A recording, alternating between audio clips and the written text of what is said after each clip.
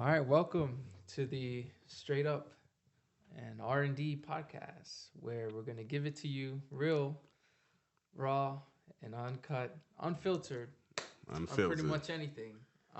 And we I'm, also, oh, my bad, bro. let me finish, bro. Let me finish. All right, so I'm Rich, I'm D. and yo, let's get this episode started. We're on episode 2 right now. Episode 2. Episode two.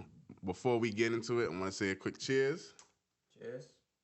We uploaded our first episode. Oh my goodness. Like, that was something else. That A was lot of something problems, else. But we got it live. It's live. So again, watch it, comment, subscribe. And You know. please give us some feedback. Anything you think we could do better, topics you want to hear in the future, we're here for it. We're doing this for y'all, really for us, but also we want some listeners. We want y'all to continue listening on the podcast. So let us know what you think. Most definitely. But yeah, kind of want to kick it off real quick because, bro, this been a week.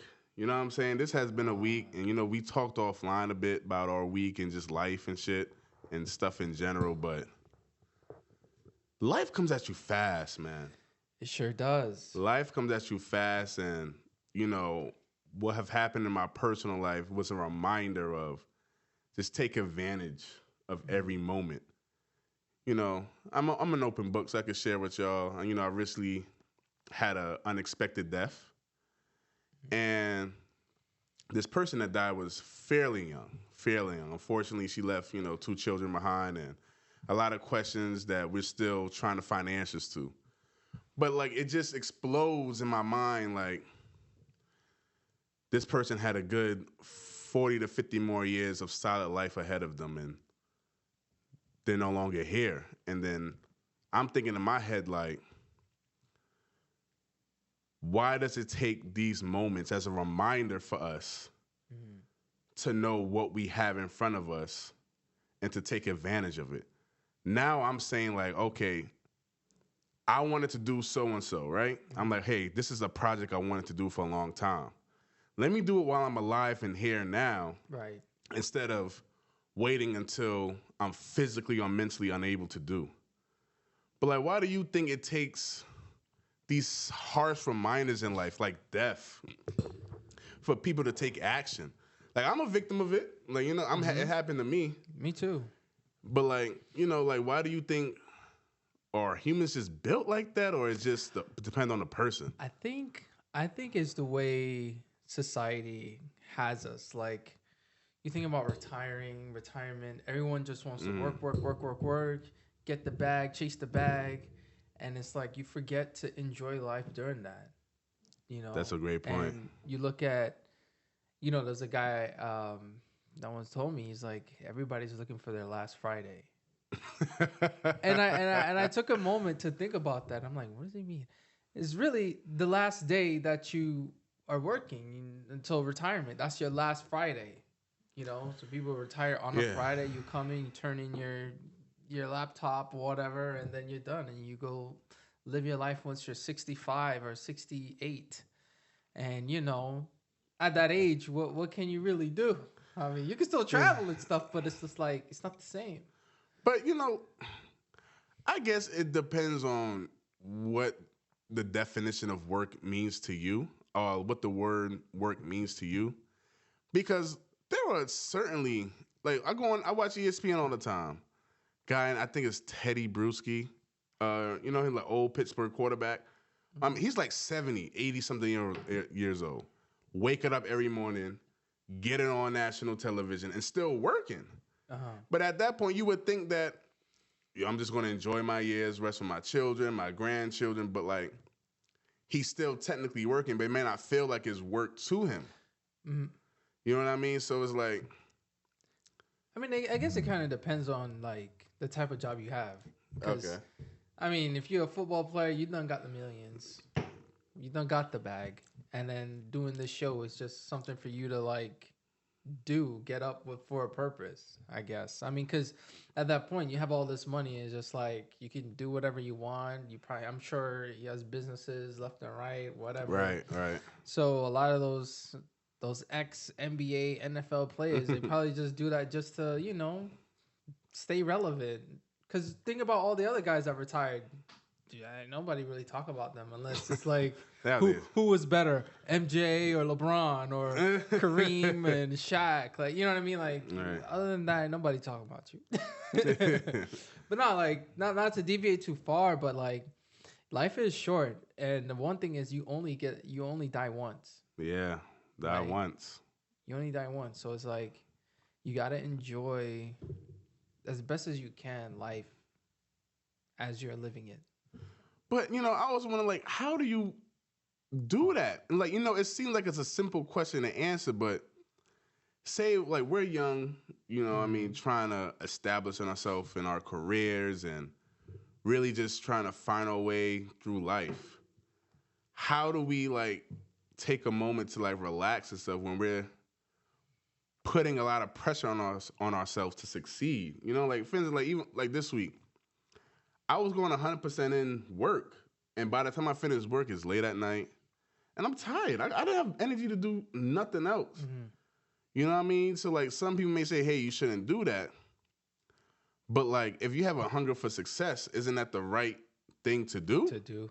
Yeah. You know what I mean? So it's like, we can say, no, find some time for leisure, find some time for yourself, but what if you're in a position where you can't afford to fucking relax or some shit?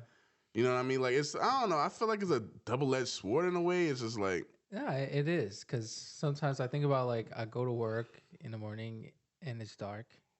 And I come home and it's dark. And I'm like, I didn't even get to see the sun.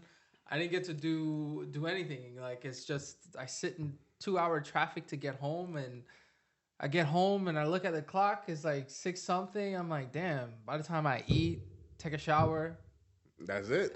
Just go straight to bed. You know what I mean? And it kind of sucks. But I try to maximize my weekends for sure, because that's the only time we really get working Monday through Friday. But it's hard. Hard.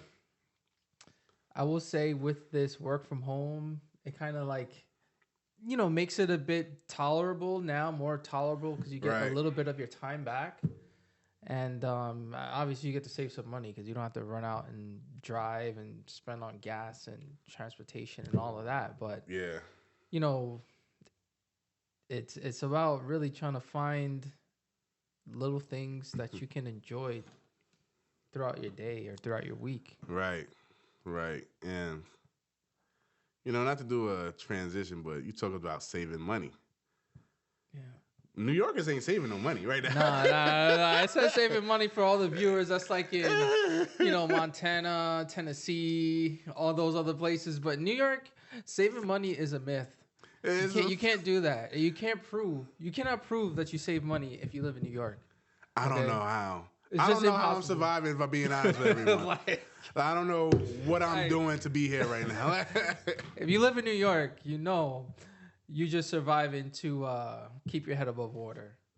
And it shouldn't be that way, because that makes so much shit more stressful. Like, it's so stressful. You try to go out to eat and you spend like almost $50 for one person. You're like, yo. And then I spend that $50 thinking about, damn, can I pay this bill? I'm coming.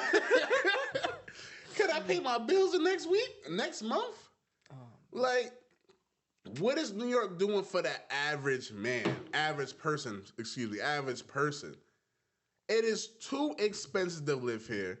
Taxes are rising up. Property taxes are going up. And I feel like Eric Adams is not addressing these problems. It's coming to the point where if you're a 6-figure earner, you're like on the verge of homelessness. That's what it kind of feels like. Pretty much. Like, you're living paycheck to paycheck. Groceries going up. Gas went up.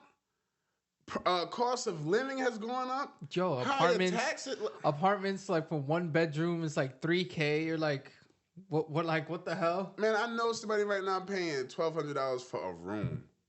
a room that he's sharing with 2 other people. Oh my goodness. And it's just like, oh my goodness. we talk about enjoying life. How can you really do that when you're living in New York City? And, I don't want to hear in the comments, oh, you're not financially responsible. You have to, divide your money up correctly. It's not that. I'm telling you it's not that. Mm-hmm. We are not the ones that just spend irresponsibly. It's just too damn expensive. We both drive. It's freaking wild. Gas is going up all the time. Like, goddamn, man. Like, I saw it the other day for a block. No, today, actually. I went grocery shopping. Cracker Barrel. I saw it $7 for a block of cheese. $7 for 1 block of cheese. Oh, my goodness. I wanted to leave, bro. Oh, man. No. But why do you think that is, bro? Yo, hey. New York, we try to accommodate for everybody. And this is like the melting pot of the world. I get it, right? But, like, I'm thinking, like you were saying, food, man, my light bill, like, that even going up is like, it's not money management. That's not the problem. It's not the managing of the money. It's the cost of these bills for basic things. Going food shopping. I'm sure in some states you guys feel the same way. I'm sure in LA. God help them. Like, yo, the gas prices out there is wild. Wild. I think it's like $5 a gallon. I don't know how the average person is living there either. That's insane. So we can't complain too much on gas compared to LA, but now here it's just ridiculous. And it's like we talked about how do you enjoy your life. You try to go out to a museum. I went to a museum the other day. The shit was ass. I'm like, yo, I think it was like $45, call it $50 or 40 something dollars with tax on damn near $50. For 1 ticket. For 1 ticket. Right? I went in there, me and my cousins, we went there and the shit was just ass. And I'm like, yo, first of all, the whole thing was quick. Right? It's like you could walk through that in 10 minutes. Right? But they made time slots for like an hour. So I'm thinking it's gonna be like so then limit your time also. Yeah, so it was like I don't know if you've seen it. You guys probably saw it on social media, but it's like that immersive artwork where you can like walk around and you see like the pictures on the wall move and all this other stuff. So it seemed cool. Like they advertise it well, but you go there and it's just like some BS. And I'm like, yo, like I spent for this and kind of walked through the whole thing. It was like my expectations dropped. And I'm like, I spent all this money. I could have just went, got some good ass food. And like I would have enjoyed spending my money getting food rather than going to that museum. But now I know. I'm not gonna shout them out. And I'm not gonna try to ruin their business or whatever. But to me, it was a waste of money and a waste of my time. But it costs so much. New York has a problem where, I feel like if I go to another state to do like an event or like a museum or something, I'll have more fun there doing it than here. I remember one year I went to a haunted house. Right. In Manhattan. When my friends were out and the line was so long, right? And it was in October. So we were like, oh, yo, we should probably check this out. Like, it's a lot of people trying to go in. And the guy's like, yo, it's cool, da-da-da. We shouldn't have believed him. We waited on the line, got in, and it was so trash. Again, the whole experience was like 10 minutes for a haunted house. It should be free or $5, $10, something like that. Yeah. We paid $50. We paid $50 to get it for a 10-minute haunted house. Now, if you go in Pennsylvania and you go to a haunted house there, they got the whole cornfield. They got things like people really dressed up. They really think it through. At least the ones that I went to, they think it through. It's actually scary. You know what I mean? They got the chainsaws people trying to chase you or something. And there, it wasn't like that. It was like people waiting to get off their shift, yo. I was like, yo, what is this? But, if you live in New York, you just work. That's it. It's just working. Now they announced congestion tax. Oh, the congestion price. Like, you charging us to go to work. To go to work, bro. For any of you that don't know what congestion tax is, basically in Manhattan, I can't remember the part of Manhattan, they will be charging, vehicles. It's 60th Street, Manhattan. It's 60th Street? Yeah, at 60th Street and below. If you enter through there, $15. $15. Just to drive through there. Like if you're going to work, you have to pay to drive there. And I think I think if you live in Manhattan or that part, I think you're exempt for it. I think so. Mm-hmm. But like, we live in other boroughs, we're not exempt from it. We live in New York City. We're from there. We're not exempt for it. No.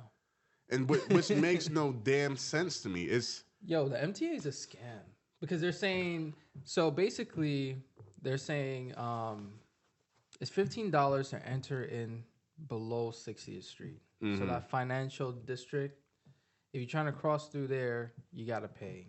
If you're coming from New Jersey, again, they have to pay the Holland Tunnel and all of that to get in, Lincoln Tunnel to get into New York.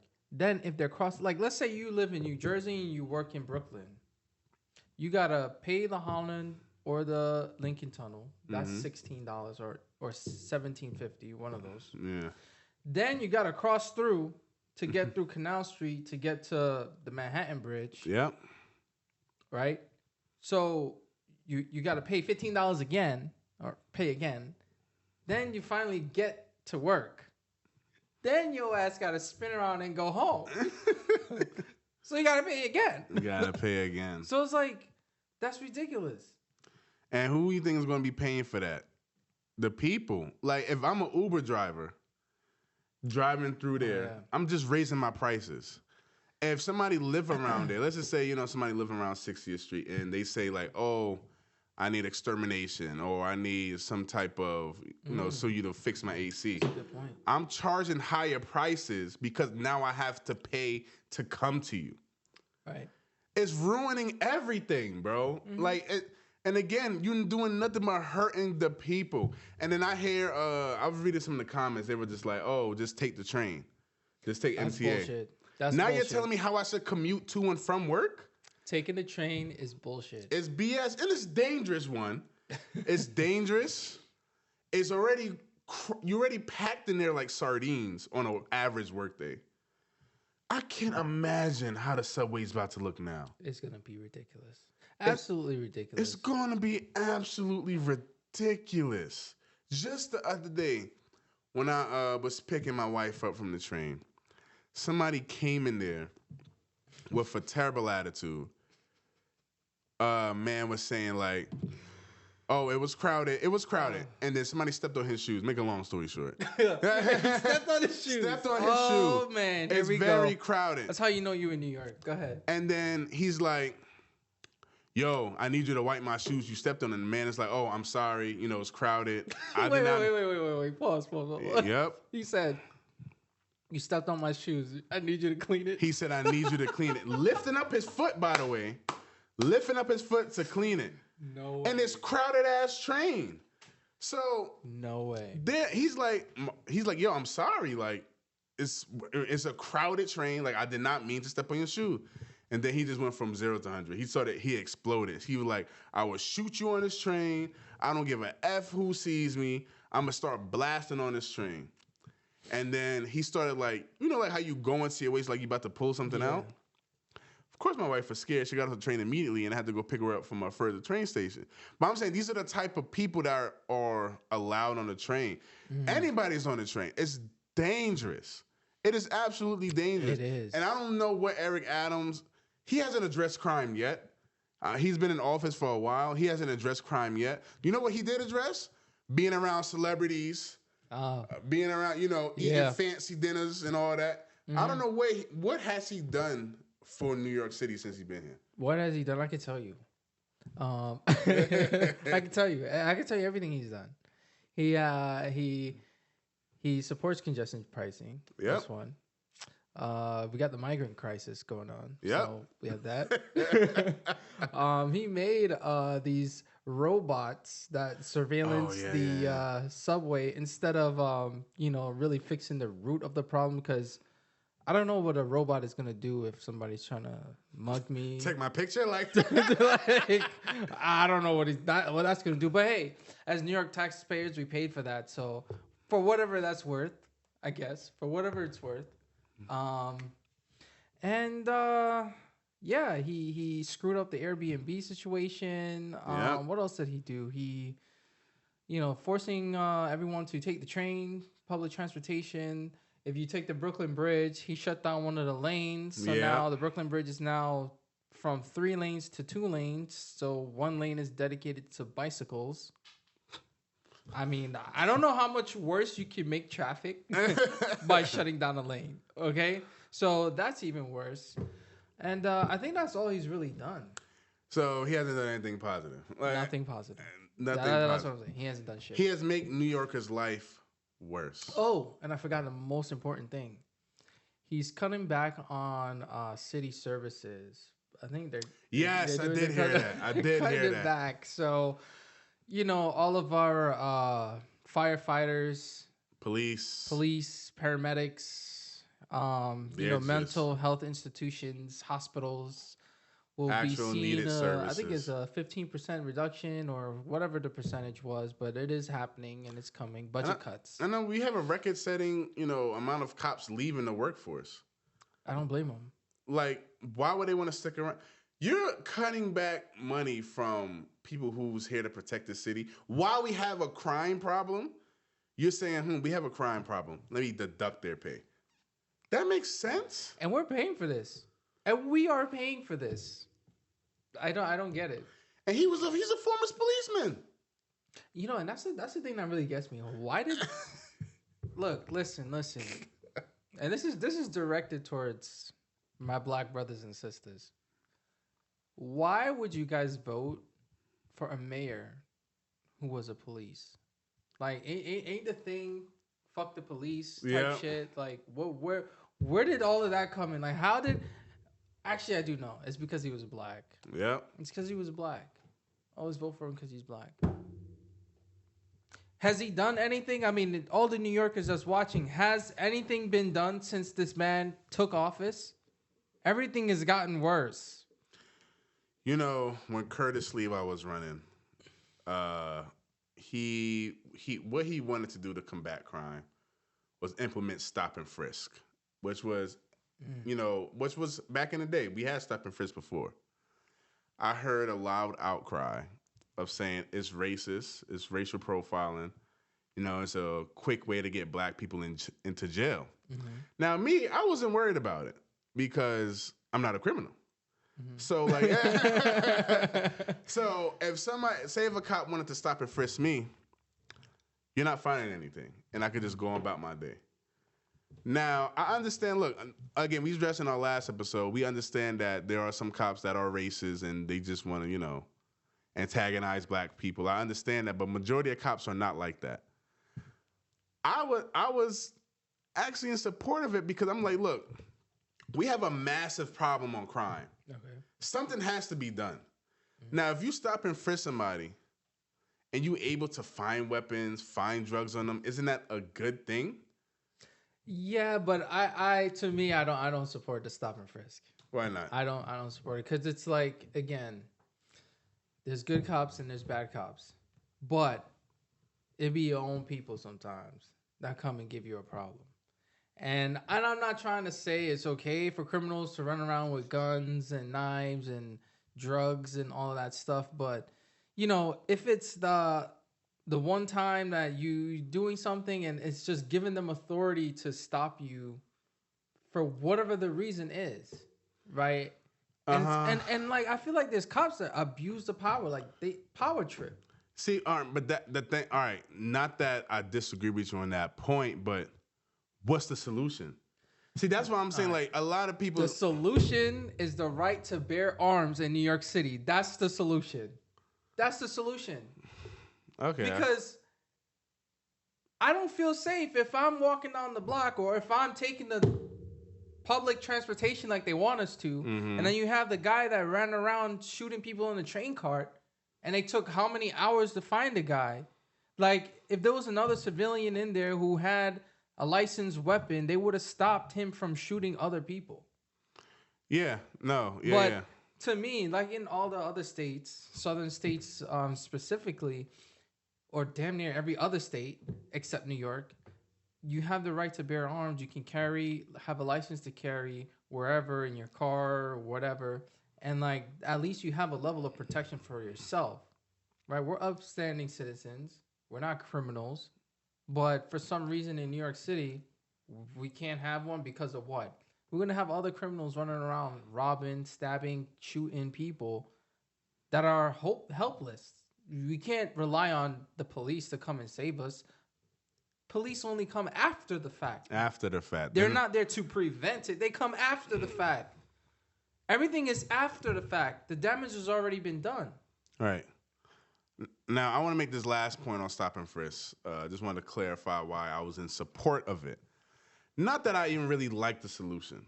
Me, I was trying to detach my emotion from it because we have a serious problem, and I don't really know what else we can do to solve it. Mm-hmm. So, like, if police can stop some people and find guns on them, it's like, all right, that is one way. I think we need like a hard-setting way to stop crime. And I feel like that's a way you can go in, a direction you could go into and really make a significant impact. Because, look, that's not my number one solution. But again, Eric Adams and maybe the administration in New York, they pulling out all these solutions that ain't working. Mm-hmm. We need something like now. Now, yeah. It's getting dangerous to go outside.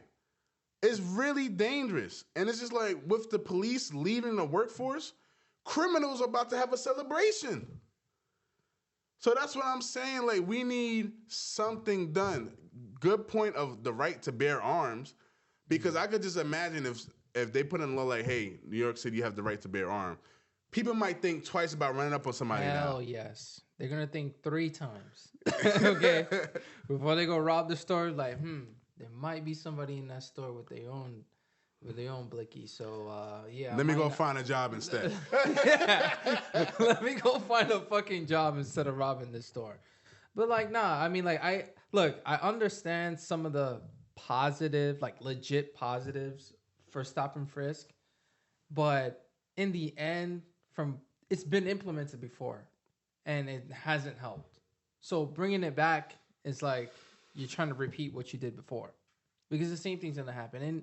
And now it's probably going to be even worse because, yes, there's going to be criminals that may have guns and whatever, right? Which is good if they find the criminals with the guns. But then now if they take it to the next extreme and they start shooting them, choking them, killing them instead of saying, let justice or bring them to justice, they already lost their lives and they didn't get their quote-unquote second chance.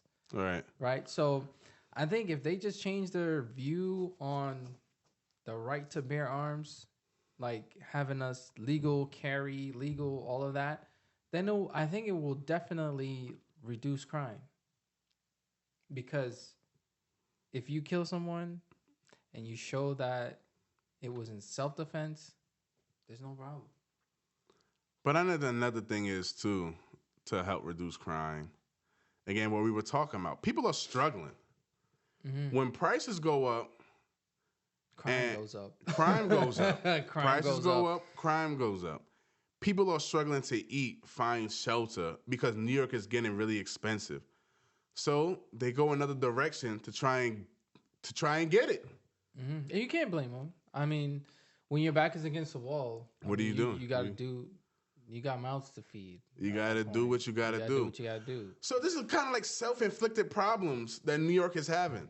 Because we have a Democrat. But nah, like, New York, I really hope Eric Adams serves. This is his last term. Like, he's got to go. It's not. He's got to go. There's no way we can survive with this man for another term.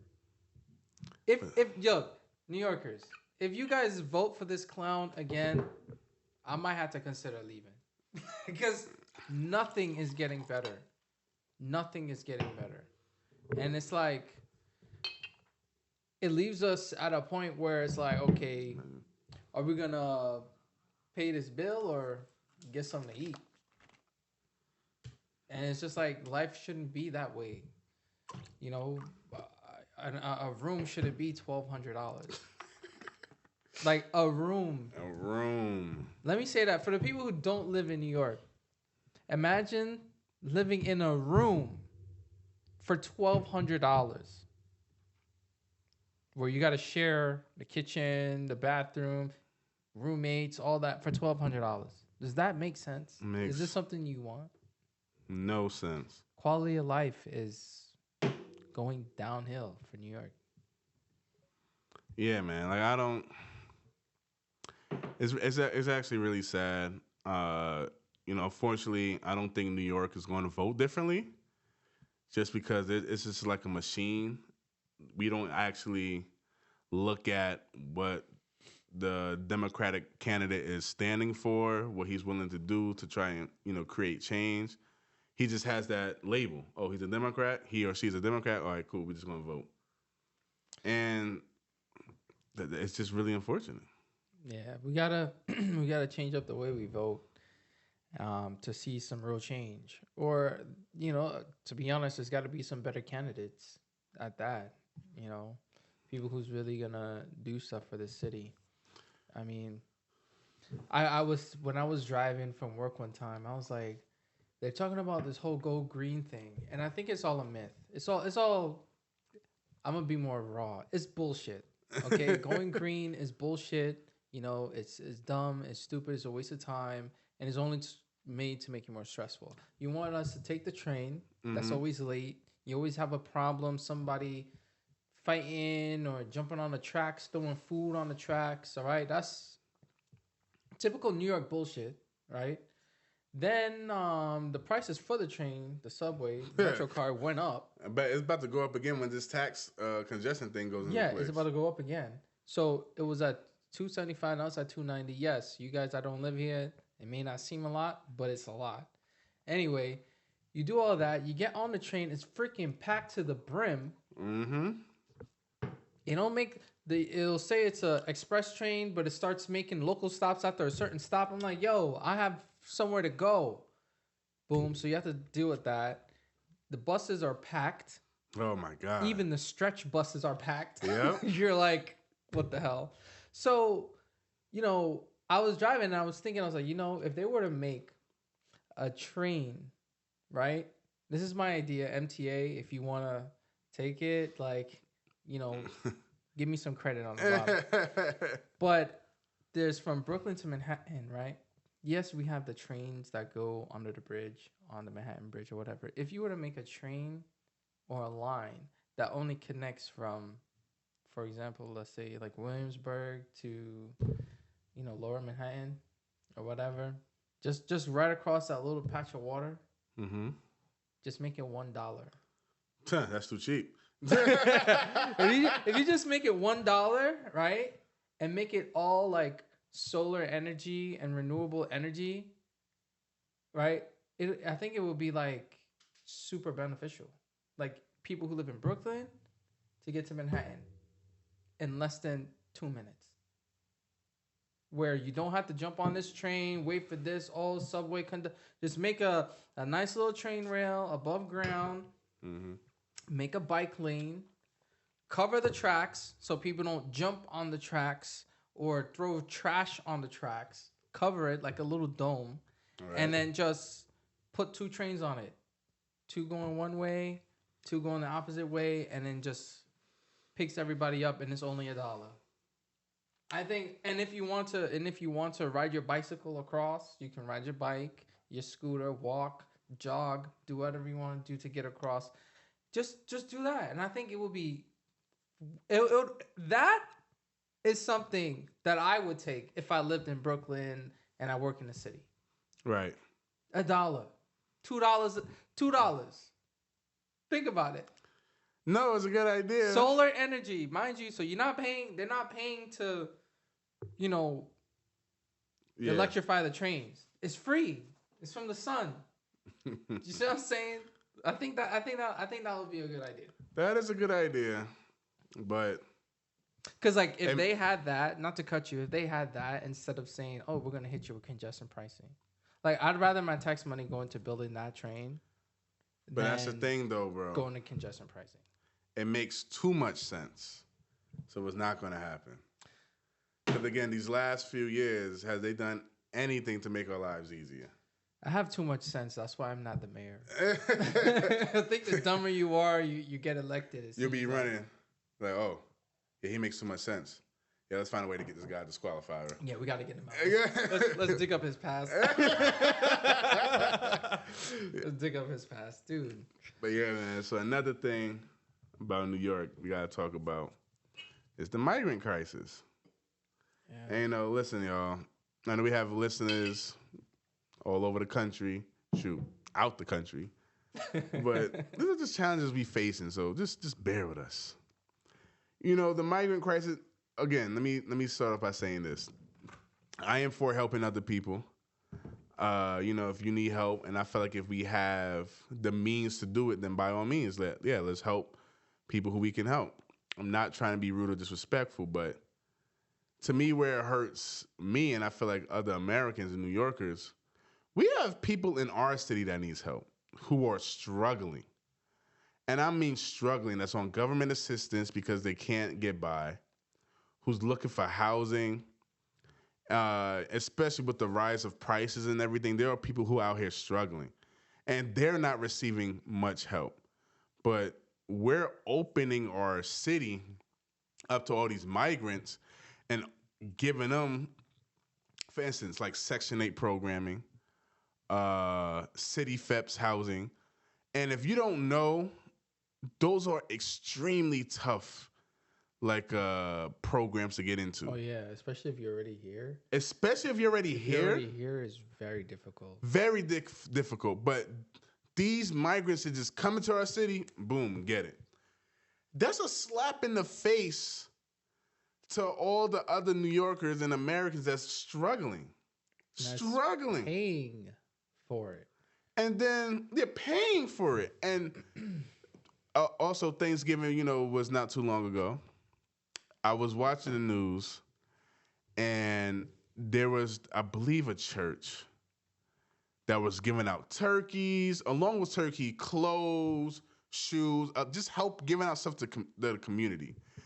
They tell everybody that lives in the area, it starts at 11, but see if you can try to get here around 10:30. All the migrants got there a lot earlier. And by the time everybody else came, a lot of the turkeys were gone. Clothes were gone. Mm-hmm. Stuff that the people that live in the area usually receive, they couldn't get it because the migrants took everything. You see, the migrant crisis is a double-edged sword for me. Okay, because right. I have some immigrant family members and so forth. Like, I understand the game. I know the game. I'm not gonna exploit the game on the internet, but I understand the game. And at this point, it's like, okay, y'all just got the border open. Mm-hmm. Like, it's just, hey, if you feel like coming, just come. Why not? And it's like, again, Mayor Eric Adams is the one who said, we are a sanctuary city. Send them all here to New York. Okay, and he sends them here. He welcomes them in, but have no place to put them. What sense does that make? They wanted to put them in goddamn gyms and schools and shit. So now they're putting them in the schools that we pay for, mm-hmm. that our children are going to, right? They're putting them in hotels. Hotels, yeah. They're putting them in, like, he did come up with this other thing where you can house a migrant. Yeah. So I'm about to bring that up. They put them in your house where you're living, where you're paying $1,200 for a room. Remember, $1,200 for a room. You're paying for that. And, migrants can just pop up in and not pay. Like, how is that fair? Okay, and mind you, if you're living in a room for $1,200, that means you don't have it. Right? Because I'm sure if you had the money, you wouldn't opt to live in a room for $1,200. Correct. Okay, so it's like, all of that stuff is happening, and it's costing the city a couple $1 million per day to take care of these migrants. And again, I'm not saying, these people are horrible, whatever. yes, they're coming from different countries where things are difficult or they want better opportunity. And I understand that. But the system of how they're getting here needs to be improved so we know who's coming in. So we know that, hey, we can only accept this amount of people for this year, this amount of people for the next year. And every single increment, at least we have a foundation in place to take care of these people. Right. Like, we have homeless people in New York City who are USA residents or citizens, and migrants are coming in and getting Jumping the line. Jumping the line on the people that's here. So I don't think that's fair. That's not fair at all. Because for all the people who disagree with me, think about it. If you were homeless and a migrant who doesn't speak English, doesn't know anything about this country, comes in here, automatically gets Section A, food stamp cards, everything, and you have to fight to get yours. You can't work. It's hard for you to get a job. You have no place to sleep. You're sleeping in a shelter and all that. And these people come in and they're living in Manhattan in a apartment building, and they don't have any. They don't even know this country. That's not fair. That's not fair. That's not fair. And you know, I feel like I have the right to have this opinion because I come from a similar background as Rich, where I know family members who came to this country and now living pretty well. But the difference is they didn't get a lot of handouts like the migrants are getting now. Yes. I have family members who came here with nothing, had to stay by people that they didn't even know and pay them something for the time being.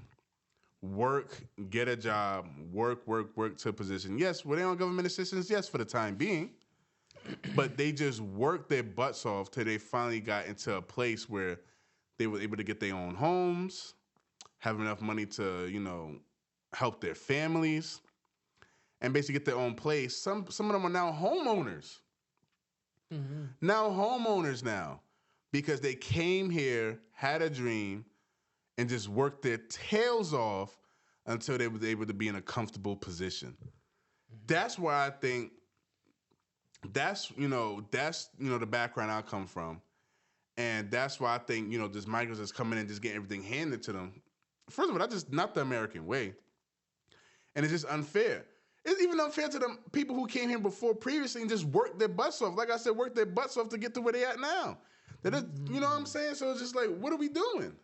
Yeah, the real, I think this whole game is really for these politicians to say, oh, like when they're running for re-election, oh, I did this and I did that and I supported the migrants and I voted for this. But years later, some people either was not living in New York at the time or they weren't here during that era of whatever it is, or they're not too familiar and they just focus on the positives and not understand, okay, what about the people that was living in New York?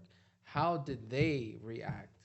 How did they suffer from this decision? And I think come election time, people tend to forget about that type of stuff, okay? Because for sure, Eric Adams, he's got to go. He's a one and done. He's a one and done. And people need to stop looking at the whole race aspect of things and start looking at things that actually benefit us, okay? Because everybody's not, other races are not looking at, oh, because he's this, I'm going to vote for him because of that. Vote for someone that makes sense and align with what you need. This whole 4 years that this guy has been here, think about all the problems, and the next candidate, make sure they have solutions for those problems. Just because he went on a Breakfast Club and that's your favorite show, and that's the reason why you want to vote for him, don't do that. Our ancestors, like they like to throw at me since I didn't vote at all, right? Right. They like to say, oh, our ancestors fought for us for the right to vote, and you need to go and vote. My ancestors didn't fight and die for me to vote for bullshit. Okay? I'm not going to go and vote for bullshit. I'm going to vote for something that's beneficial to my community and myself. I'm going to choose a candidate that I believe represents Me, to a certain extent. It's not going to be 100%, but at least most of it. Mm-hmm. And people just vote just to vote. Like, yeah, voting is free, but it costs you later. It costs you later, man. Yeah, it's just unfortunate. And, you know, like, I just look at, we have no structure in New York, man. Like, it's just such a free-for-all playground type of state, man, or city. It just, there's nothing here. Like, you could just do whatever the fuck you want over here. Yeah. It's like, we Yeah. have no backbone. And I don't know, like, the type of people who I think vote for Eric Adams just have no type of backbone. I don't know. Because it's just like, don't you want some sort of structure? Like, think about your household. If you're a parent, or you just let your kids just run free, do whatever they want. Mm-hmm. No, rules have to be in place to create that structure. To create that structure. Like, we out here just... You just do whatever you want. Like, if you want to be a criminal, go ahead.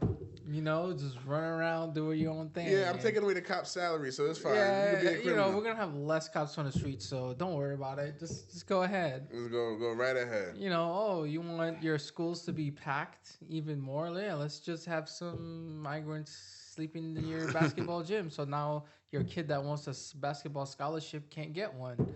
You know, like, like come on. I'm not, and look, no shade to immigrants and migrants, but it's just like, let's be realistic. The city cannot handle it, and there's nothing established to house these people. You know, don't open your mouth and say bring them here if you have no plan. Don't do that. It only make and it's funny because a couple months later, he was at a town hall, and I'm talking about Eric Adams. Right. And he said, the migrant crisis is going to destroy New York. No shit. You welcome them. You welcome them here. And he was saying that so that the governor can send more money to New York City to help with the migrant crisis. But if I was in her position, I'd understand, idiot, why would you say something like that? Right. Like, we don't have the money to be sending it to you. Why would you say something so stupid? So I think she's making him pay, like, as a showing him, don't say some stupid shit like that because we're not going to back you. But in the end, you know, it's still kind of bullshit. You can't just say something and not have anything established to help these people. Right. Everybody wants to help. I get it. Help in a certain way, but help when you can. Don't help when you cannot. Yeah. I mean, just think about your home. Say if you and your family are struggling and you need every cent to keep your head above water. Are you helping somebody outside of your household? Outside of your household? Are you helping them? No. Are you gonna bring somebody in your household to run up your light bill and eat your food and take up space when you're already struggling? And then just eating and shitting in there for free. For free, and they're not and they're not paying a dime. They're not paying a dime. So like, think about it. Would you do that? Would a sensible person do that? No, you wouldn't. You can't help somebody if you can't help yourself. It's just simple. Yeah, man. Yeah. So, if you're from New York, please let's vote differently. But kind of wanna. Well, you got something in your mind? I guess we're going to transition from that. I was a little bit passionate about it because this whole New York congestion pricing and the inflation and all of that stuff really hits me. Like, you know what I'm saying? Back when I was in college, I wasn't thinking about this because I was in another state. But now, living in New York and dealing with the bullshit and paying the taxes and all of that shit, it's really hitting me now. So next election for this mayor, I'll be voting and I'll be checking in to see what candidates are out there that will benefit the city. And if there's none, again, I'm not going to vote because I'm not going to vote for foolishness. But I wanted to talk about college. Yeah. And is it actually worth it? In the end, is college really worth it? So what is your take? You went to college. We both went to college together, same school. Like, what would you say it was worth the money? I'll talk from my experience. I think college was worth it for me. Now, from where I came from, I was limited, in my experiences. Before I went to college, I never really traveled outside of the state that much. Now, and I grew up in the hood, y'all. I grew up in the hood, Brownsville, Brooklyn.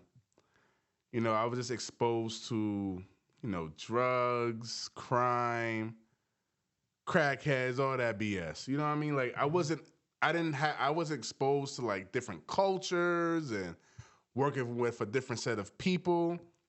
There's a lot I wasn't really exposed to because, we were poor growing up. I didn't have, there wasn't really much time for vacations. Vacation, probably going to Chuck E. Cheese. You know what I'm saying? So now that I had the opportunity to go to school outside of the hood, me personally, I was able to experience different cultures. I actually have, a lot of friends that I still keep in contact from today that's, from India, Asia. I was actually talking to one of my boys who live in Dubai right now that I met in college, just catching up. I wouldn't have experienced that if I would have stayed in the hood. So, and also that actually taught me to prepare me for, the work life.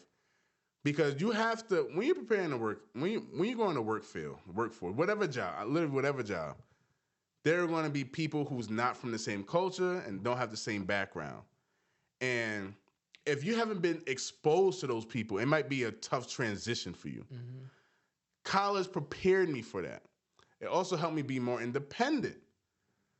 I ain't gonna hold you. I was a mama's boy growing up. My mom did a lot for me. You know what I'm saying? My mom did a lot. Shout out to all the moms. Shout out to the mamas. I love you, Mom. It forced me to cook, clean. I learned how to cook by going to college. Do my laundry. That's how I learned to do my laundry, by going to college. You know what I'm saying? So, and also networking, which I think is the most important thing. Yes, that's a really big thing, Networking. Now, when I was looking to transition out of my old role, I was able to tap into so many networks to help me. I have a friend who's a recruiter, and she was trying to line me up for an interview, but I said no just because I didn't want to go in that industry. But let's just say if I wanted to. I met her in school.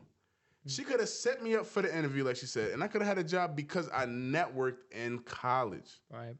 You know what I mean? So, like, when people think of college, I think their minds just go to, like, how expensive it is, which it is. It's very expensive. And is your degree worth it? Now, don't go to college if you want to study art and, whatever, music, whatever other bullshit. College is worth it for, a certain amount of degrees, which, it sucks. They're charging the same price for every degree, but I think we should have enough sense to say, we shouldn't go to college for, transgender studies, which is fine. But I'm just like, I just don't know what type of job you're going to get with that.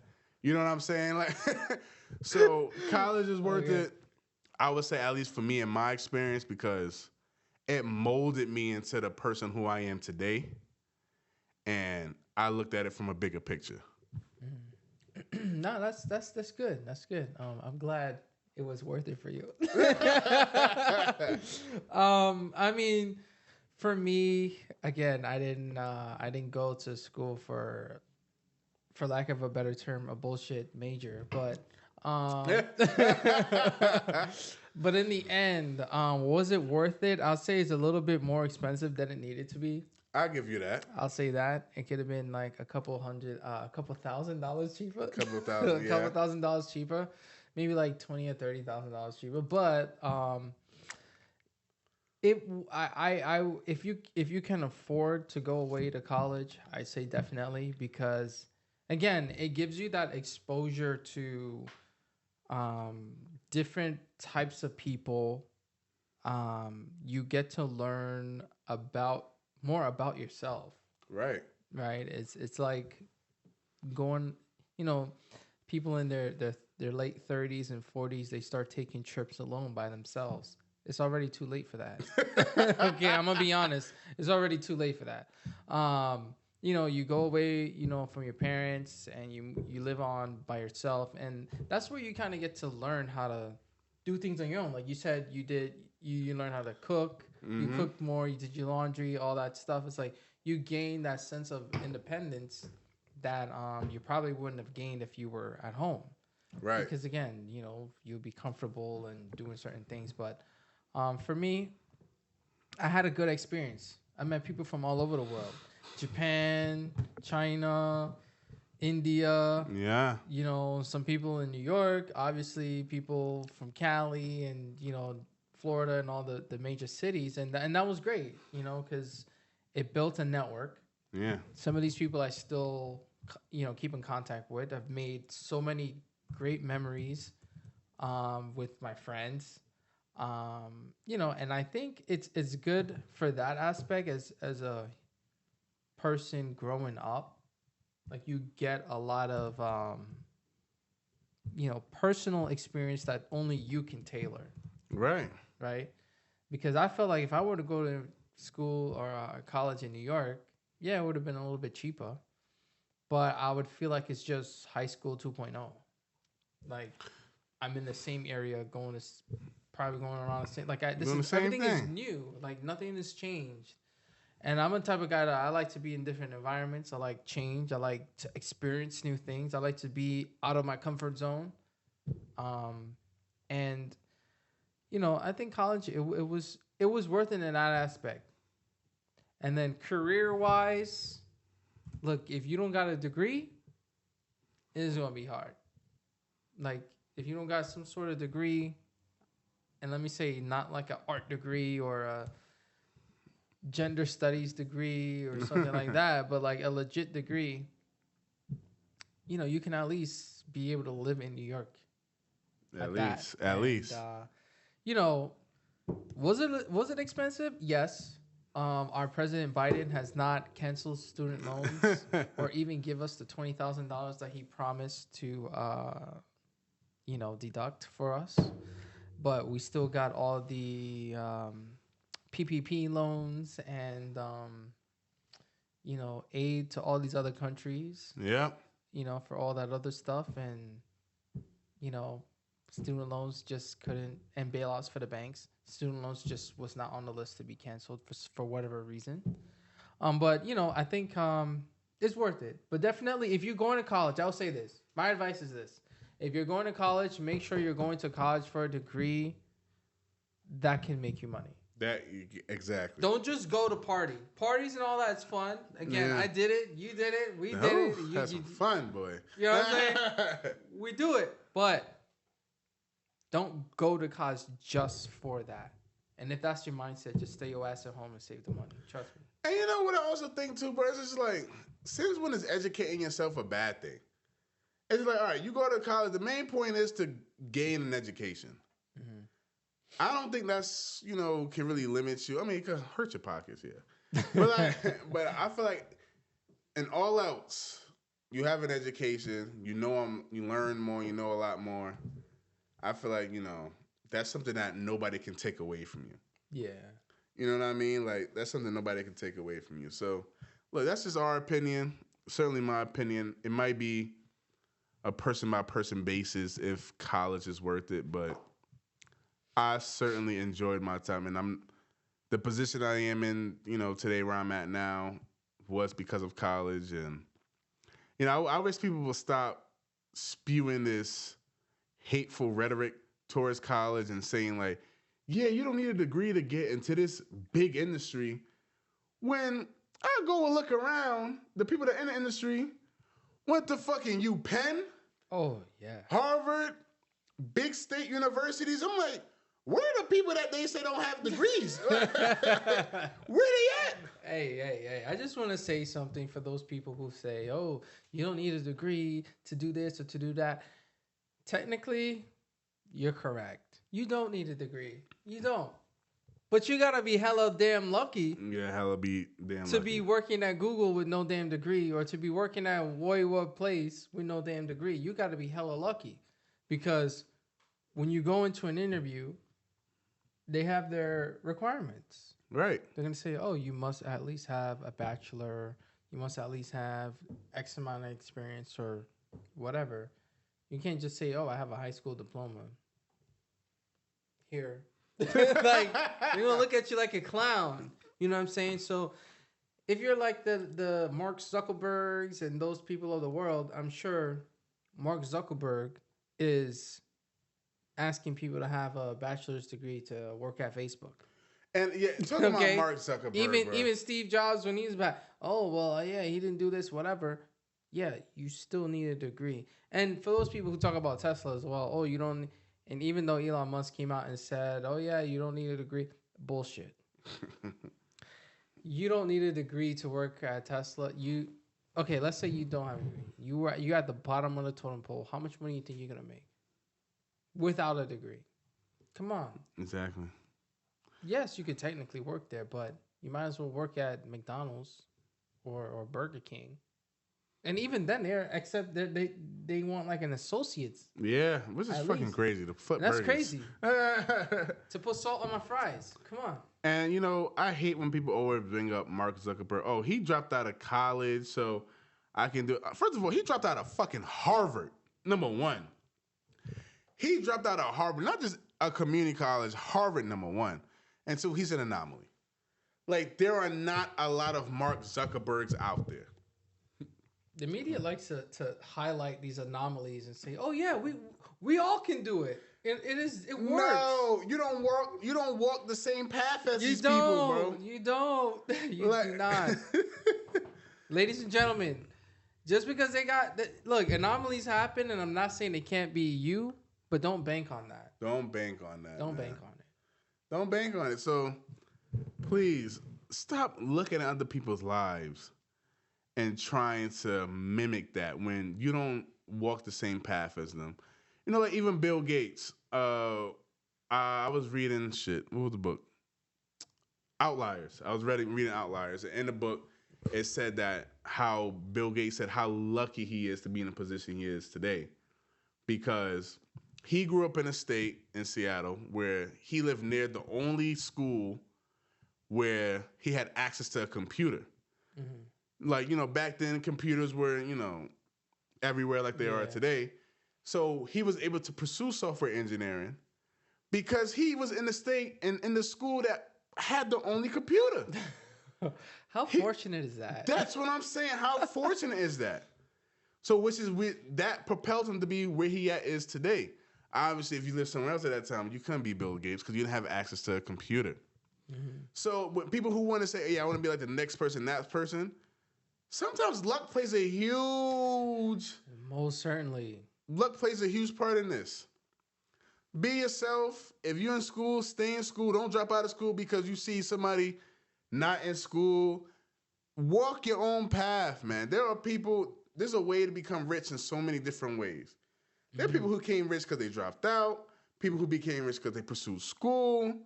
There are people who became rich because... Bitcoins. Yeah, you know what I'm saying? Like, it's luck. It's luck. Like, look, nobody knew Bitcoins were going to blow up. That's luck. Then you can drop out of high school or drop out of college and do whatever the hell you want. But, like, for the majority, listen, if you're in school and it's tough, look, good things don't come easy. Mm-hmm. We all got to struggle. It's all got to be difficult. Because if it wasn't difficult, then everybody will have it. Everybody will have it. So if you're in school right now, you're struggling, it's tough, stick it out because the reward is coming later. I know for sure I wouldn't be where I am if I dropped out of college. Mm-hmm. And don't get me wrong, like there was times where I wanted to switch my major. Like I was like, oh man, this is too difficult, blah blah blah, and I was like, I stuck it through. I kept going. I kept doing it. I did it, and I graduated. So if you're in school right now, just stick to your guns and don't give up. Don't give up. It's not easy. It costs a lot.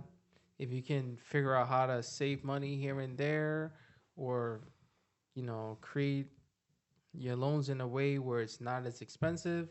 Because, again, when I have my kids, mm-hmm. I already know how this whole school loan situation works. I already know how these advisors try to screw you over while you're in college. Yep. I learned, and I'm gonna pass that knowledge down to my kids, and from there, you know, we can work out how to make it a little bit cheaper. But college is too expensive. It should be a little bit cheaper, but it is worth it, and you should get a degree. Completely agree. And, you know, not to say that trade schools aren't worth it. I believe, look, college may not be for everyone. If you could even go to a trade school and just, you know, learn a skill, I think that's also very valuable. Trade schools are good. Yeah, like we don't need electricians, plumbers, and, you know, you could make hella bank off that also. You know, you could like practice that skill for a few years and then eventually start your own company. Yeah. You know, like trade schools are also very valuable. The point is really just do some shit. Do something. Yeah, do something. I know you bring up trade schools. That's actually really good. It's actually more cost effective.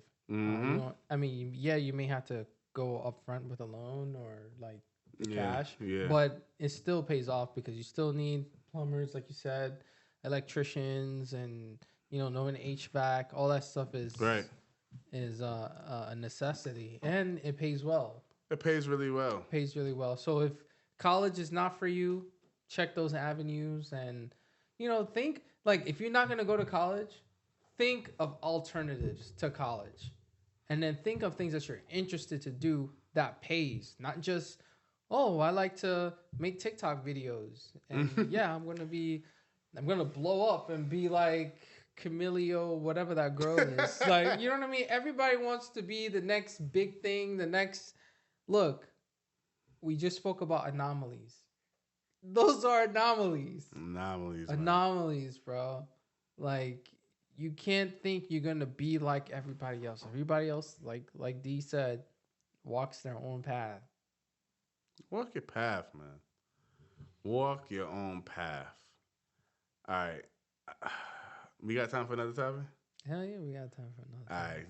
This might take us some time. This is a straight up R&D podcast. Straight up R&D podcast. If we gotta go 3 hours, we go 3 hours. If we gotta go 8 hours, we do 8 hours. Like, come on, let's go. Hope y'all got your drink. All right, so I want to talk about conspiracy theories real quick. All right, I'm gonna ask you, bro. Okay. What's your thought on conspiracy theories, and do you really believe in them? Wow. You know, I'm actually kind of mixed on that. Some of the shit I believe, and some of them are just like, yo, why do people even think this is a thing? okay, all right. Nah, like some of the stuff I believe, I'd be like, yo, like, okay, they talk about like Illuminati and all that bullshit. Like, I believe it to a certain extent. Where it's like, there's a group of people that do certain shit. I don't think it's like all this demonic bull crap that they talking about, you know. And I know like witchcraft and voodoo and all that bullshit. Like people practice that as a legit thing, but I think there is like a cult of people that do certain things. I believe that. I could believe that. And it's no different from like a club, like you're in school, you're in the journalism club or like the whatever school newspaper club or whatever. But you know, I think to an extent, and certain things that happen even in the U.S. government that like I believe is a conspiracy and set up or in a certain way. Okay, I do believe that, but some of the shit I be seeing sometimes is some real bullshit. Like I'm like, yo, like how could you really believe that? Like. You know, so what's your take? What do you think? You think it's all bullshit? You think it's true? Like, I would say 90 to 95, maybe 7% bullshit. I am not a conspiracy theorist, and the reason for, you know, if I had somebody in the pockets right now, they'll be like, "Oh, you just want to believe everything the government tells you." It's not that, bro. It's not that I'm just trying to believe what everybody tells me. It's the fact that I don't believe everything everybody tells me. You know, like, it's so much wasted energy to try and think about every problem, every solution, and every possibility that, you know, like 9/11 is a great example. People would say, oh, George Bush, he's the reason why it happened. Or so-and-so is the reason why it happened. Which is like, okay, I can get why you're questioning it. But Ain't it a possibility we just had, enemies in different countries, or people are just real fucking evil in this world and they just bomb New York City? Isn't that a real possibility also? Like, why do we always have to go down this rabbit hole of, diversion from facts? Why do people just think, why people just sit there and think about stuff? I guess when you don't have the answers, look, it's normal when you don't have the answers for something. They say, hey, maybe this happened, maybe that happened. But with no facts or evidence to back that up, why would you deem that true? And me, I don't like to go down that rabbit hole and say like this and that was true when there's no proof. There's no proof. Like some shit that y'all be saying, I'm like, come on, yo. Come on, y'all. Like, let's think a little bit smarter here. Like even with, I don't know, like certain medicines, man. Like certain all right, yeah, medicines do have a negative effect, but some people would say like, yo, you can't take this because, man, I remember when the vaccine came out, right? Not to really go down that hole, but I had somebody tell me, yeah, don't take the vaccine because you won't be able to have sex with your woman no more. I'm like, why? I'm like, what happened? He's like, yeah, your pee-pee won't go up no more. And I'm like, and I'm like, oh, how you know that? He like, because it happened to me. But no, I'm like, yo, how you know that, bro? I'm like, somebody that happened to? He's like, nah. I'm like, you read that somewhere? No. I'm like, so how you know that? He like, nah, the ingredients they put in there no good, man. So I just think like you won't be able to have sex with your woman no more. So I'm like, oh, this is something that you think. This so you don't know. So you don't know. He's like, oh, but I really believe that will happen. I'm like, so you just in your house just thinking of shit, making up this theory about a vaccine you know nothing about, you know what I'm saying, and deeming it true.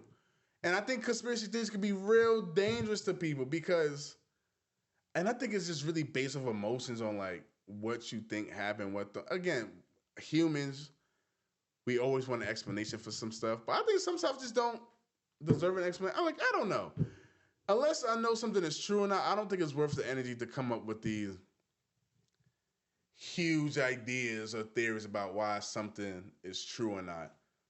And especially when it just leads to a lot of bullshit. Like, I don't know, man. Like, again, me, I'm the type of person, you tell me something, I'm like, until I find out if it's factual or not, I'm going to develop my own opinion and wait for the truth to come out. But if you just tell me, yo, Bigfoot is real, I'm not about to just fucking believe you because you said Bigfoot real. I'm like, okay, well, you saw fucking footprints? Did you see Bigfoot? Were you high? Were you drunk? That's a good question. You know what I'm saying? It's just like people who believe in conspiracy theories just out here believing shit. All right, one more point before I let you go. I remember, again, with the COVID vaccine, there was some movie that came, I don't know them. I wish I knew. It was so much bullshit I ain't about to look it up. But it was some movie that came out. They were like, yeah, a man from the future came back to tell us about how the vaccine ruins people and like just to tell us about it. So I'm like, wait, hold the fuck up. You believe that a man from the future, let's say if that was true, you think the government letting that shit being produced in a fucking movie? Hell no. So I'm like, you watch some movie on your couch and believe, if I could find a movie, I'm gonna drop it in the comments or some shit. And you gonna believe that they're telling a true story about some man coming from the future telling us about the vaccine and how bad it is. I'm supposed to sit there and believe that's true? You know what I'm saying? Again, I'm not really trying to go down the rabbit hole of the vaccine. I'm just going down the movie. Like, right. The movie itself, we could throw the vaccines thing out the window. I'm supposed to believe that this movie is true, that this person came from the future to tell us about whatever is bad because it's some theory and that was produced. And I'm just thinking, like, bro, the government would not let that shit be out here. Yo, there's a lot of fools out there. I'm arguing with this person, bro. Arguing. I'm like, bro, you just watch some random ass movie. You coming to me telling me so and so and is why it's true. So that's what I'm saying, man. It's just like I feel like we shy away from thinking for ourselves, and we gotta really detach emotions from things. Because, again, man, I'm not saying there's no fishy business out there. I really think there's some fishy shit out there. But the reason why I think there's some fishy shit out there because I see like trails of just like inconsistent work or something like that. Mm-hmm. You know what I mean? Like I'm noticing things to be a reason why there's like some fishy shit going on out there. Like for instance, the government. The reason why I think the government lies to us because I can prove that they lied to us in the past. Mm-hmm. So why would I believe the government on a lot of things to say? I can prove that. You know what I'm saying? So like, of course, I'm not gonna believe everything they say, but at the same time, it's like, come on, y'all. It's like, come on, y'all. Come on, y'all. That's just my thing. Like some people take this shit to the extreme. Like one of the ones that I know is bullshit is the world flat. Like, is Earth flat? Oh my God! Like, that's another argument I had. We have pictures, satellite images of the Earth being round. There's no way you're gonna tell me that it's actually flat. And you're not gonna tell me that it's a conspiracy that, oh yeah, we want you to think that the world is round and you don't venture off somewhere and get to the edge of the world and fall off. No, you could look in the sky, you see the moon is round. You can put some really dark shades on and you can see the sun is round. There's airplanes, right? We have airplanes that's going around the globe and not falling off and flying out into outer space. It's something called gravity, and that's what keeps everything together on Earth. Okay, so the Earth is round for you flat Earth people who think that. Okay, we have pictures to prove it. Pictures to prove it, bro. If you don't believe it, check out whoever is sending a rocket out of space, and you can come back and you can take a picture and see that it's round. Every other planet that we can see through a telescope is round. Why would Earth be the only flat one? See, man, you just brought up a big memory. Does that not make sense? That doesn't make sense. And then I'm saying the people who believe that, they just want to just believe shit. Like that's what I'm saying. It's just like there's so much evidence out there to show you that the Earth is not flat. Yeah, it's why you want to go into this conspiracy theory to say the Earth is flat? Like I just don't get it. I don't get it.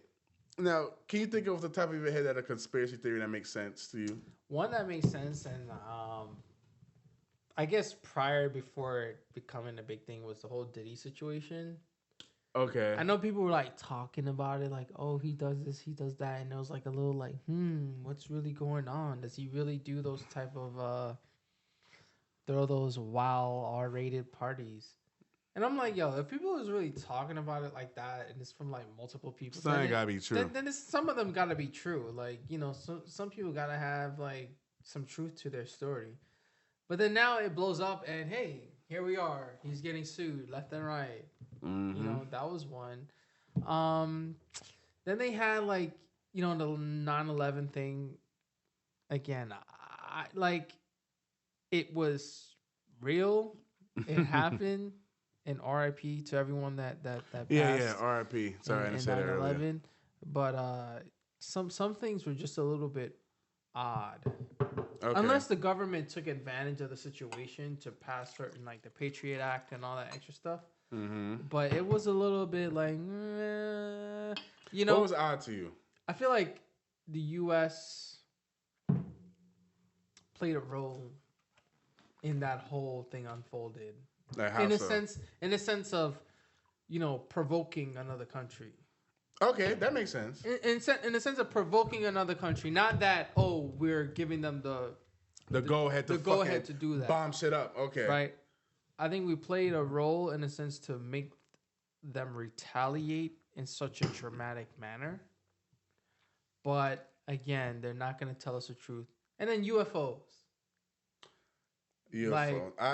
Okay, that's a theory I could buy into a little bit. Aliens and all that stuff. Like, I've watched a couple of things that was a little bit fishy. Like, why isn't it abundantly clear? Why isn't it shown to us? The reason I'm gonna go back to 9/11. So the reason why I think aliens are real, because we're real. Like, we're on a planet, this life form on this planet. Why would I believe that there's not another planet out there in the solar system with forms of life also? Like, this is a big ass solar system out there. A big galaxy. I'm just going to sit here and believe we're the only planet in the galaxy that's, that have life on it. You know what I'm saying? So that's the reason why I tend to think aliens are real. So, so-called quote-unquote aliens are real because we're out here on planet Earth, thugging it out, you know what I'm saying, living, doing whatever. I feel like there's a replica of planet Earth somewhere out there in the galaxy. You know what I mean? Now, back to 9/11. I wouldn't say that's a theory saying that we provoked another country. I think that's kind of true. Because that's actually, that makes a lot of sense. Like, we provoked another country to, to act in such a dramatic fashion that I don't want to say we played a role, but we have some type of pattern for them to attack us, in that fashion. Again, RIP to everybody that lost their lives. And, all the soldiers that died in that war. Yeah. RIP to them. It's amazing how it still affect New Yorkers today. But yo, that was a catastrophic event that occurred. That's like some shit you would see in a movie. Yeah, like that was insane. It was but insane. Continue. Yeah, insane. So I wouldn't say what you said is really a theory because I think you can find evidence of us provoking them. Yeah, but then it's gonna be like, if it's like there's always those things where people go back and find supporting evidence, but the participants of such events did not confirm nor deny. Okay. So that makes it a conspiracy or a theory. Mm-hmm. So it's like, there's some certain things that happen that's unspoken, but if you put all the lines together, you can tell, okay, this is what's happening. But it's not a fact until the government says. Right. It right. Happened. Right. So, okay, I understand that. I guess. I understand that. But yeah, man, I don't know. But when people talk about 9/11, they be like, oh, we opened the doors up for them because we wanted all the Americans to die. And I'm just like, okay, but what would be the benefit of that? What would be the benefit of George Bush? There's no benefit. It was just a bunch of catastrophic hurt. And to this day, every so often, every year, among the anniversary, I'd go down to Ground Zero. And, again, thankfully, I didn't have any family members that was in that building. I did have family members that worked in the building. Oh, really? Yeah. They were there that day? They weren't at work that day. Oh, thank goodness. So, it's a very, it's a very crazy event that happened. But, every now and then I'll go back and I'll look at it, and it's just like, at the end of the day, the people suffered the most. Okay, and people in other states, other countries, they cannot understand the magnitude of how crazy that day was. Real crazy, man. Like, that was just insane. We were little kids. Yeah, we were little kids. I remember seeing it on the news, and I was just like, what? This city's been through a lot. City's been through a lot. And, with the pandemic, 9/11, this city's really suffered a lot. But yeah, man, I remember my mother picking me up from school. I remember I was in a Christian school and they just took us all into the chapel. I didn't know what was going on. They just took us all into the chapel, and I just remember they were talking. I was just like, whatever. And my mom came, just rushed us home. I was just happy to go home. Until her and, her boyfriend at the time was just explaining to me what happened. I was like, oh, damn, really? And they were showing me the images and the news and everything that was going on. Mm-hmm. And as a little kid, I don't think I fully grasped what was really happening. Mm-hmm. But until I got a little older, and it's just, so sad, man. And that brings up feelings of other stuff, but I don't know if we gotta go down that hole right now. But I was also thinking about another catastrophic event that happened in this city was the blackout. Oh yeah. You know, like Yeah, yeah. I remember my mom was pregnant with my sister, and she was really? working. Yeah, she was working in Manhattan, and the blackout happened, and I was with my dad, and we were like, you know, the cell phones you couldn't call. You know, the lines were all jammed up, and you know, I remember being like crazy. Like people were running the lights, like running red lights and robbing the stores. And of course, people robbing the stores. It was like, of course, robbing the stores. And me and my dad, we hopped in the car. It was crazy. I think I was in Queens. And I was watching Dragon Tales. I'll never forget. Dragon Tales. I was watching Dragon Tales, and the TV started to get all staticky. And then it just started to turn to that white noise where it's like, mm-hmm. So it was just doing that. And we were like, what the heck? You know, my dad goes, check the breakers. Everything's working. TV shut off. Everything shut off. Lights shut off. It was like, what's going on? So then everybody hops on the phone, right? That's back in the day when you had the Motorola Razr with the flip phones and the Nokia phones. He was calling and the lines weren't going through. Like, he couldn't make the call. And we tried the house phone. Back then when we had house phones. Called the house phone, didn't work. You know, the phone was dead. You know what I mean? So we were like, what the heck is going on? And around that time, we were going to go back to Brooklyn. And then from there, pick up my mom. And on the radio, we're hearing, this is probably 10-10 winds or something. Mm-hmm. Oh, the power is out, this, that. And we're driving, and we're seeing the lights. All the lights are off. Everything, traffic lights are off. Everything's off. And we're like, what? People running down. People blasting music, driving around. Like, everybody's outside. Like, everybody in apartment buildings came out. And it was like outside. Like, everybody was just outside. More than normal. Yeah.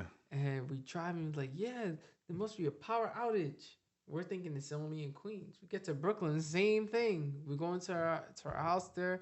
Everything was dark. Nothing worked. And, you know, we were trying to call my mom and trying to, like, figure out where she was. So every now and then the call would go through. Mm-hmm.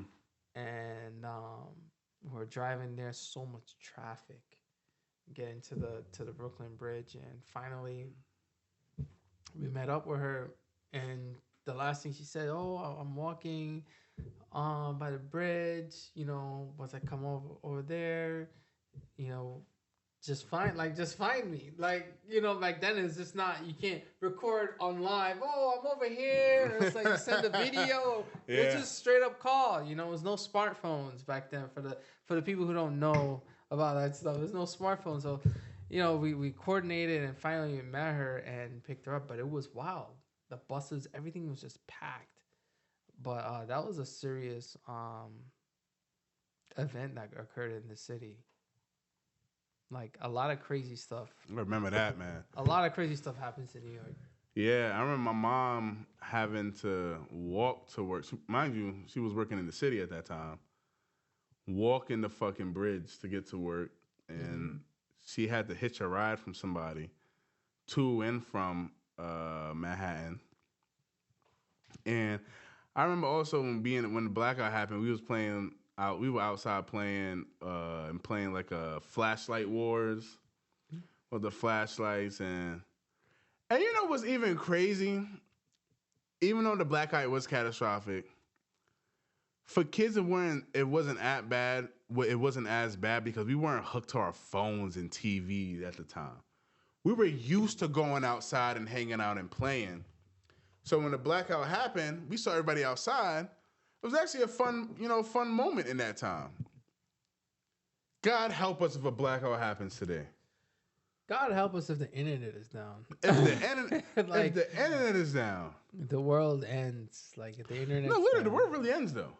The world really fucking ends. No, if the internet it does. Is down. It really does. I mean, like, that's another thing. Kids today, it's like they can't live without their phones.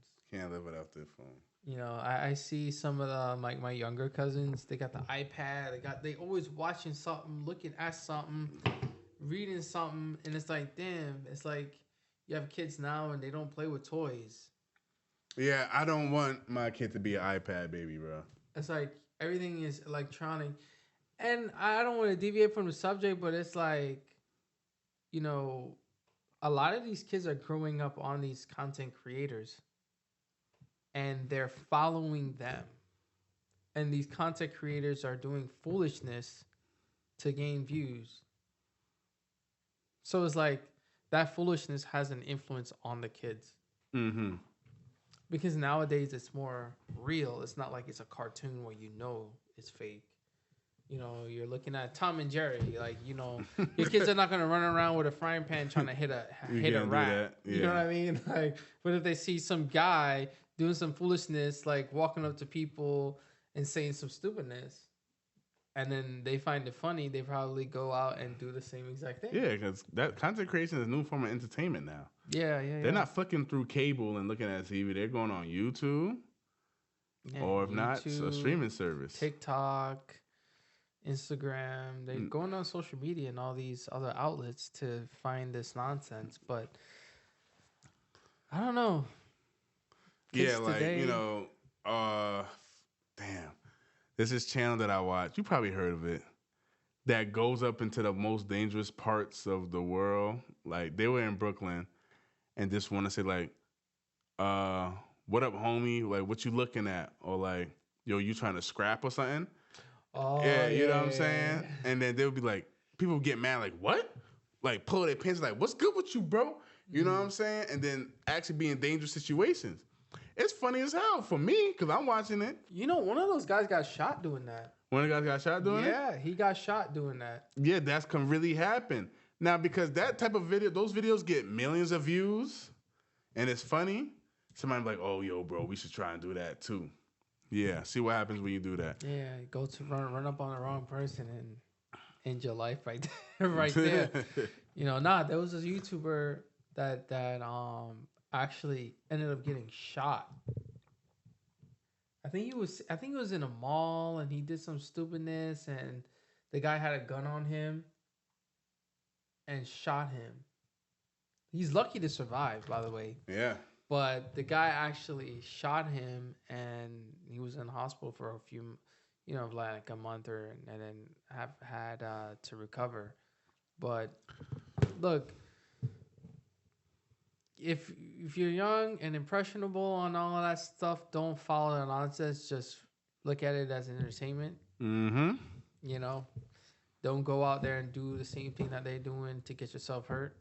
You know, don't run up in the hood talking about some craziness to get people amped up to get a reaction. Right. Because you might lose your life over something stupid. Exactly. Let's try to be smarter, y'all. All right. But yeah. Definitely. So to transition one more time again, want to talk about what's more important, the father or the mother in a family? Yeah. What do you think? You know, all right, I got to answer who I think is more important. I think it's the father, by the way. I'm just get that out the way. But whenever I notice a kid, again, my experience and my thoughts and opinions are based off of my experience. So that's something you can't take away from me. But whenever I saw a kid, boy or girl, act out, the common denominator was a lack of father or lack of a presence in their family, a lack of a father presence in their family. Mm. You know, like young boys, only a father can teach them how to be men. Sorry, mothers. I know if you're a single mom, you're trying your best, which I, commend you. I know what it's like. But a mom cannot teach a young boy how to be a man, which I also get a little offended at. When it comes to Father's Day, we want to tell moms Happy Father's Day. You're not a father. Not to take anything away from you, but again, you're not a man. I don't think you can really teach a boy on what it takes to be a man because you grew up as a girl and developed into a young woman. into, and then after that, you develop into a mom. I think it's the father's job to teach a young boy how to be a father, right? So when a young boy lacks that presence, he may develop a little bit more feminine traits because he's around a woman. Mm-hmm. Now, if a little girl grows up without her father, what do we always see those girls turn out to be? Do I even really have to say? I don't know. Let's not say. Let's not give them ideas. You know what I'm saying? Like, daddy issues is a real thing. It's a real thing, man. So when you see common problems with when a father is not present in boys and girls, I think the father plays a more important role. Not to discredit moms, y'all play a very key role in developing young boys and girls. But I think a man steps in there and just put all the pieces together. You know what I mean? For instance, me, I think I'll be a fun dad. I'll be cool. But like, I know a part of me, I'm a bit more strict in the things I want to do. The mom would just be a bit more soft, you know, a little bit more soft. Oh, it's okay. My mom was like that. Oh, it's okay, baby. It's all right. You're going to get it next time. Oh, yeah, you came in last place. I'm going to still reward you because you tried. You know what I'm saying? A father's going to step in and be like, here is what you did wrong to not earn first place, and here's what you got to do to become better. Oh, you was acting up in school today? You're supposed to be the disciplinarian to mold them into that young man or young woman. I think when you're leaving up to the mother, it's a lot of gaps that are not filled. And a man, again, when you're the leader of the household, you're the head decision maker. You're the head decision maker. And a part of the head decision maker, you're supposed to, especially when you have a young boy, supposed to uplift him and show him what it's like to be that. Mm-hmm. And I think, a lot of problems we have in the Black community with, lack of fathers, because I think a lot of, and I know some of them, they just haven't grown up around a man. They did not grow up in a 2-parent household. So they just out here, man. Yeah. I can see where you're coming from with that, but it's a really tough, excuse me. It's a really tough question because you need both. You need both. You need both. And I personally can't put one over the other because it's like you talk about the mothers are a little bit softer. They say it's okay, right? And I think in that aspect, it's more of finding yourself, like what you want to do. Right. Rather than the father is more strict and can give you more precise, oh, this is what you did wrong. You need to do this. You need to do that. Like give you a better direction. Right. So it's like you want to be liberated. You want to be on track. Mm-hmm. And that's why you kind of need both. That kind of goes hand in hand. But if I had to choose one, that's hard. I mean, I'd probably say I'm a mama's boy. So I'm gonna choose my mom, but I'm not discrediting my father, but you really need both because they kind of work hand in hand. Because I kind of see it's like with the mom, they let you can do your own thing and find your own little path. But then the father is like trying to keep you on a straight and narrow within that path. Right. Right. So it's tough, but It is tough. And again, this is based off of my experience. And the moms did play a huge role. My mom did play a huge role in my life. But when I just, sit back and think about me growing up in my development, I feel like if I had a father in my household, I could have been further on certain aspects of my life. Because I was forced to figure out how to be a man by myself. You know what I mean? I was forced to do a lot of things by myself. And I feel like if I grew up in a 2-parent household, the things that I have figured out now, I could have figured out a lot sooner. Mm-hmm. And maybe, be in a further position where I'm at now. I thank goodness I am in a good position. You know, my mom definitely did try. And she not even try, she did. She raised a great son, but I don't know, man. I think a father just again, I'm not trying to discredit moms, but I needed that structure growing up. I didn't, you know, I needed that structure growing up.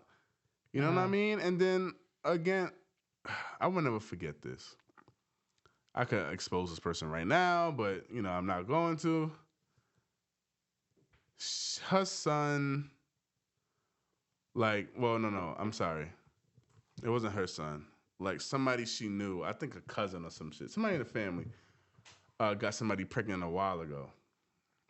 And she was like, oh, well, he's a man. He don't have to stay in a child's life. He could just leave. And trying to think of, you know, trying to make that boy leave. And I'm just like, a man wouldn't say that shit. Like a real man would not say that shit. Yeah. It's just like, you're a woman saying that it's okay for that boy to just abandon his responsibilities of being a father. You know, again, no, that's not right. That's not the right attitude. That's not the right attitude, that is bro. Not the right attitude. And not saying a father, you know, of course we have history of fathers abandoning their child, but it's just like, why would you automatically think just because he's a man he can go? I don't think that's right at all. Because I think with that, and no shade to the person or situation, but it brings back that I don't need a man attitude to raise a child. Like you need both parents raise a child. It takes a man and a woman to make a child. Okay, so you need both. All right, and I don't want to hear no BS. Oh, I don't need a man. I can do it on my own. We need each other. A man needs a woman needs a man. End of discussion. There's no up for no debates on, well, look at this couple and look at this and look at that kid. No. Again, we talked about anomalies. Mm-hmm. Anomalies happen, but, you know, having a father figure and having a mother figure, if you're a boy or a girl, is something that every child needs. I guess it also could depend on the sex of the child, too. Like, no, I think still, even if it's a boy or if it's just a girl, you still need both because you're learning from that relationship of your parents, whether it could be good or bad. Right, you can learn, and eventually, when you hit that age where you can say, "Oh, like, yeah, I remember my parents being like this if it's negative, or being like that if it's positive," and you can do better where your parents lacked for your relationship. Right. So, you know, not saying that all parents are good. There's some people who treat their kids horrible and they have two parents in the household. I'm not saying, you know, a mother can't do it all by herself. I'm not saying that, but that should not be don't worry about it. You don't need his father. But that's the thing, that I don't think a mom or a father can do it all by themselves. It's because raising a child is not meant to do it all by yourself. It's not. It's not. So, like, if you're a single mom, you're out there trying, it is a struggle because you're not meant to be there by yourself, because you didn't create, that child wasn't created just by you. Two, it took a man to lay down in bed with you to create this child. So it shouldn't have, you know what I'm saying? Like, I don't think you can do it by yourself because it shouldn't. Same way as a father. If I was forced to raise, you know, a little boy, a little girl by myself, I don't know how I'll be able to do it. Because now I'm supposed to go to work, come home, and do homework, worry about who's babysitting my child, who's taking care of my child. And that's another thing I have a problem with. School is like from what? 7 o'clock, 1 o'clock, 2 o'clock? Yeah, 2 The average fucking work day is 9 to 5. What are you doing for those other 2-3 hours? Like, how is somebody supposed to pick up the child? Think about it, before the pandemic, you go to work every day in the office from 9 o'clock to 5 p.m. But children are getting out of school 2 o'clock on average. How are you supposed to pick your child up from work, from school? If you're at work for another 3 hours, what are you supposed to do? Hey, that's the scam that the society puts on us, where it's like, oh, now you got to pay for a babysitter. Like, come on, bro. But you know what I also thought? And it goes back to family, because if you had like a grandmother or an auntie, an older relative that's retired or whatever, that person would be the one to pick up the child from school, make sure they get their little snack, help them with the homework until the mother comes home or the father comes home to take them up, to pick them up. Because think about it, if you had a legit community, right? Let's say back in the days, I work from 9 to 5. My child gets out at 2 o'clock. Sally, Auntie Sally over there, she's older. She's an elderly. She's at home all day. She's my neighbor. I should be able to trust her to say, yo, would you mind picking up my son or picking up my daughter from school? Give you a little money. Here's a little $100, every 2 weeks or something like that. But what if she say no? True, but then there's like, you gotta have some unity within your community. Yeah. And it brings back to like that black culture, because I'm sure back in the 80s and the 70s that this was happening. No, for real. You could trust your neighbor, especially if there was like your same race, to say, hey, my kid comes home same times your grandson comes home. Like, can he just stay at your house until I get home? And then there's like a lot of things. I'm not saying everybody has that type of family unity and connection, but I would think hopefully that if we can get that today, it'll make our lives a little bit easier. And you're putting money in the right pockets. Because if you live in Manhattan and your neighborhood is predominantly another race, you're putting money in their hands. So I get it. Yeah, so it's like it's a lot of stuff, but it's in the end. Look, I don't even know how some people do it. How they come from work and be able to get the kids and do all of that. I mean, when your kids get a certain age, they could be at home by themselves. Yeah. Until you get home. But that's a couple years. You got, 16, 17 years until you can really feel comfortable with them being home. But nah, that's a tough thing to deal with, to be honest. Yeah, and it costs a lot. Daycare and all that stuff costs a hell of a lot of bread. A lot of bread, man. And that's why I always think, like, yo, like, why don't we just shorten the work days to, like, help this type of situation out? Not saying I don't want, like, to shorten the work days because we working too much, but it's just like, what about people with families, man? Like, nah, it's more about these corporations than your actual family. You just work to continue their company, and they don't give a shit about your life. Like, you get 2 weeks of vacation out of 365 days out of the year, or 52 weeks. Right. And come on, that's crazy. You should you should at least get a month. 12 months go by, you have to work all 12 months, but only get 2 weeks off. That's crazy. Yeah, I just don't understand. That's one of the things that worries me. I mean, not really worries me. I just think about, it's like, come on, man. Average working day 9 to 5, kids getting out of school at 2 o'clock.